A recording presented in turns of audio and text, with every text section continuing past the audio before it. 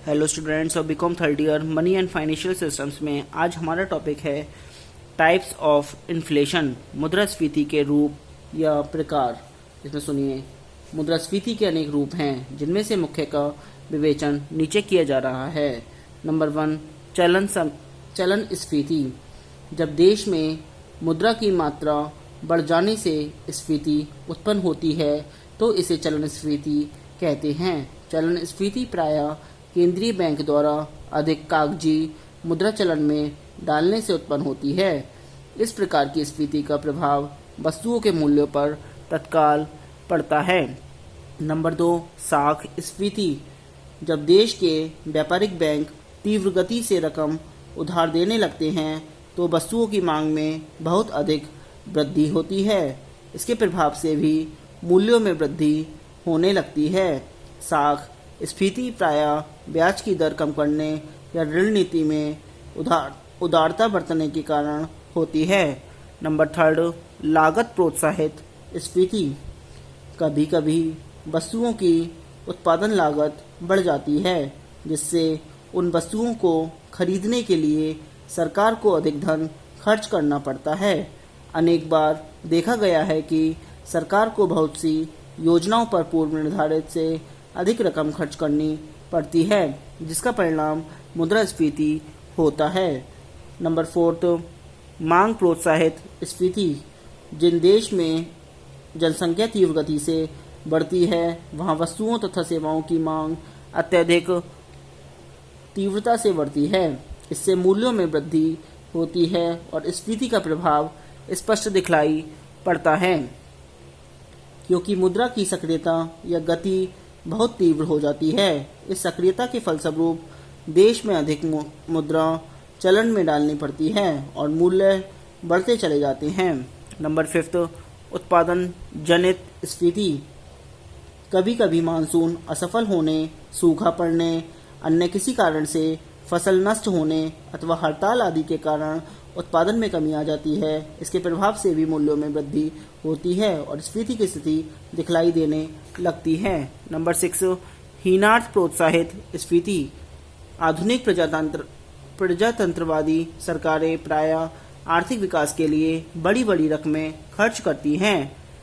इतनी बड़ी रकमों को करों द्वारा या कभी कभी ऋणों द्वारा पूरा करना भी संभव नहीं होता, अतः घाटे के बजट बनाए जाते हैं जिनमें आय कम और खर्च अधिक दिखलाया जाता है। इस घाटे की पूर्ति नए नोट छापकर की जाती है। पॉल इंजिंग ने इस प्रकार की स्फीति को बजटीय स्फीति कहा है। यह घाटे की पूर्ति के कारण उत्पन्न होती है, अतः इसे हीनार्थ प्रोत्साहित स्फीति भी कहा जाता है। नंबर 7, पूर्ण स्फीति तथा आंशिक स्फीति। प्रोफेसर पीगू ने स्फीति के 2 भेद किए हैं, पूर्ण स्फीति तथा आंशिक स्फीति। उनके अनुसार पूर्ण रोजगार की अवस्था के पूर्व यदि अर्थव्यवस्था में मुद्रा की मात्रा बढ़ाई जाती है तो इसके कारण कीमत स्तर में जो वृद्धि होती है उसे आंशिक स्फीति या मुद्रा प्रसार कहते हैं। किंतु पूर्ण रोजगार के बाद भी यदि मुद्रा की मात्रा बढ़ाई जाती है तो मुद्रा प्रसार बढ़ने लगता है क्योंकि यह मुद्रा की अतिरिक्त मात्रा कीमतों को बढ़ाने में प्रयुक्त होती है। इसे पूर्ण स्फीति कहते हैं। नंबर 8, अधिविनियोग स्फीति। जब किसी देश में साहसियों द्वारा तीव्र गति से पूंजी विनियोग आरंभ हो जाता है तो अकस्मात स्फीति की स्थिति पैदा होती है क्योंकि जब पूंजी के बदले मशीनें, मकान या कच्चा माल खरीदा जाता है तो नकद रकम चलन में बढ़ती है। यदि पूंजी विनियोग ऐसी योजनाओं में किया जाए जिनमें उत्पादन शीघ्र होता है तो स्फीति का वातावरण बहुत थोड़े समय रहता है क्योंकि अतिरिक्त मुद्रा को अतिरिक्त उत्पादन समायोजित कर लेता है। किंतु देर में फल देने वाली योजनाओं में धन विनियोग करने से स्फीति को अधिक प्रोत्साहन मिलता है। नंबर 9 आता है अवमूल्यन जनित स्फीति। जिन देशों में मुद्रा का अवमूल्यन किया जाता है उनमें प्रायः माल के निर्यात की मात्रा बढ़ जाती है, अतः उस देश में जनता के लिए प्रायः कम माल उपलब्ध होता है। इसके फलस्वरूप वस्तु मूल्यों में वृद्धि आरंभ हो जाती है। नंबर 10 लाभ स्फीति।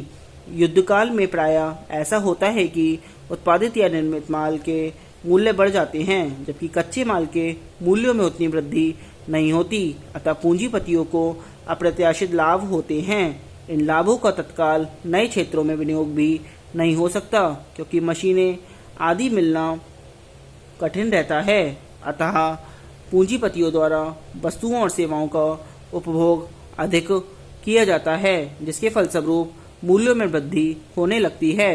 यही स्फीति का कारण बन जाता है। नंबर 11 खुली तथा दबी हुई मुद्रास्फीति। यदि समाज की बढ़ती हुई आय के उपयोग पर कोई नियंत्रण नहीं लगाया जाए तो यह खुली मुद्रास्फीति कहलाती है, किंतु यदि उपभोग की मात्रा पर नियंत्रण लगा दिया जाए तो यह दबी हुई मुद्रास्फीति कहलाती है। सरकार प्रायः महंगाई के समय में मूल्य नियंत्रण तथा राशन व्यवस्था द्वारा खुली स्फीति को नियंत्रित करने का प्रयत्न करती है। निष्कर्ष का मुद्रास्फीति के विभिन्न रूपों का विश्लेषण करने पर यह स्पष्ट हो जाता है कि मुद्रास्फीति के अधिकांश रूप सरकारी नीतियों से उत्पन्न होते हैं। कुछ रूप प्राकृतिक, सामाजिक एवं आर्थिक तत्वों के कारण प्रकट होते हैं। इन सभी तत्वों को नियंत्रित रखने से स्फीति के कष्टदायक प्रभाव को कम किया जा सकता है। अब आता है अगला डिफ्लेशन, यानी कि मुद्रा संकुचन या मुद्रा विस्फीति। इसके बारे में सुनिए। मुद्रास्फीति की सर्वथा विपरीत अवस्था को संकुचन या विस्फीति कहते हैं। यह भी मुद्रास्फीति के समान एक आर्थिक रोग है।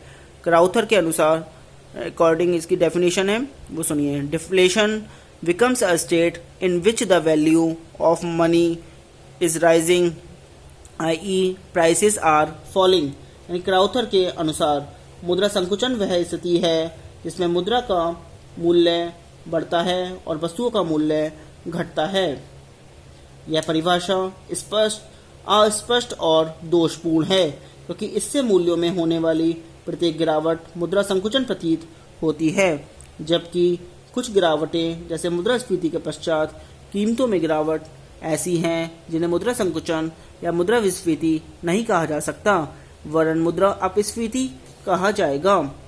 कुछ लेखकों ने मुद्रा संकुचन को मुद्रा की मांग और पूर्ति अर्थात उत्पादन और मौद्रिक आय से संबंधित किया है। प्रोफेसर पीगू के अनुसार मुद्रास्फीति वह स्थिति है जबकि वस्तुओं और सेवाओं की मात्रा मौद्रिक आय की तुलना में तीव्र गति से बढ़ती है और वस्तुओं तथा सेवाओं के मूल्य में निरंतर गिरावट आती चली जाती है। इस प्रकार मुद्रास्फीति के दो प्रमुख लक्षण हैं। उत्पादन में वृद्धि मुद्रा की मात्रा से अधिक होती है तथा मूल्यों में गिरावट आती रहती है। वास्तव में मुद्रा संकुचन भी मूल रूप से सरकारी नीति के कारण ही होता है। जब देश का भुगतान संतुलन निरंतर पक्ष में हो और विदेशों से स्वर्ण अथवा पूंजी का निरंतर आयात होने पर भी न तो मुद्रा की मात्रा में वृद्धि हो और न ही वस्तुओं के मूल्यों में वृद्धि होने दी जाए तो मुद्रा विस्फीति की स्थिति उत्पन्न हो जाती है। अब आता है कॉजेज ऑफ डिफ्लेशन, मुद्रा विस्फीति के कारण। इसमें नंबर 1 है मुद्रा की मात्रा में कमी। यदि सरकार अपरिवर्तनशील नोटों एवं प्रादेशिक मुद्रा का प्रचलन कुछ अंशों में बंद कर देती है तथा उसके स्थान पर नए नोट जारी नहीं करती तो देश में मुद्रा संकुचन की स्थिति पैदा हो जाती है। यदि मुद्रा की मात्रा स्थिर भी रहे लेकिन वस्तुओं और सेवाओं की मात्रा में वृद्धि हो जाए तो भी मुद्रा संकुचन की दशा उत्पन्न हो जाती है। नंबर 2 बैंक दर में वृद्धि। यदि देश का केंद्रीय बैंक दर में वृद्धि कर देता है तो उसका अनुसरण करते हुए अन्य व्यापारिक बैंक भी बैंक दर बढ़ा देते हैं। इसके फलस्वरूप देश में साख की मात्रा कम हो जाती है जिससे कीमतें गिरने लगती हैं। इसके परिणाम स्वरूप देश में मुद्रा संकुचन की स्थिति उत्पन्न हो जाती है। नंबर 3 खुले बाजार की क्रियाएं। खुले बाजार की क्रियाओं का आशय केंद्रीय बैंक द्वारा सरकारी प्रतिभूतियों को बेचने से है। जब ये प्रतिभूतियां बेची जाती हैं तो चलन में मुद्रा की मात्रा कम हो जाती है। साथ ही बैंकों में जमा राशि भी कम हो जाती है क्योंकि लोग जमा राशि बैंकों से निकालकर प्रतिभूतियों का भुगतान करते हैं। इससे बैंकों की साख निर्माण शक्ति कम हो जाती है जिससे साख मुद्रा का संकुचन हो जाता है। नंबर 4 सरकार की कराधान प्रणाली। जब सरकार बड़ी मात्रा में कर लगाती है तथा इस राशि को सार्वजनिक व्यय के माध्यम से व्यय नहीं करती है तो देश में मुद्रा संकुचन की दशा उत्पन्न हो जाती है।